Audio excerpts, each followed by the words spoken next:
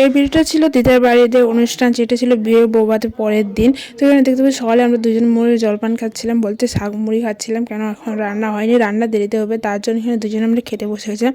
খাওয়া দাওয়া করে তাড়াতাড়ি যাবো বাইরে, তো বাইরে সবাই অপেক্ষা করতেছে, ডাকতেছিল সবাই। তারপর তো এখন বাইরে যাবো, তো বাইরে চলে আসলাম। তো এখানে দেখতে আমি বোন মামি আর ছোটো বোনটা ছিল, সেখানে বসে আমরা গান ছিল। তো কী গান ছিল তোমার ভিডিওটা দেখতে থাকো, ফুল ভিডিওটা নামে যেটা করা থাকলো সেখান থেকে দেখে নিও।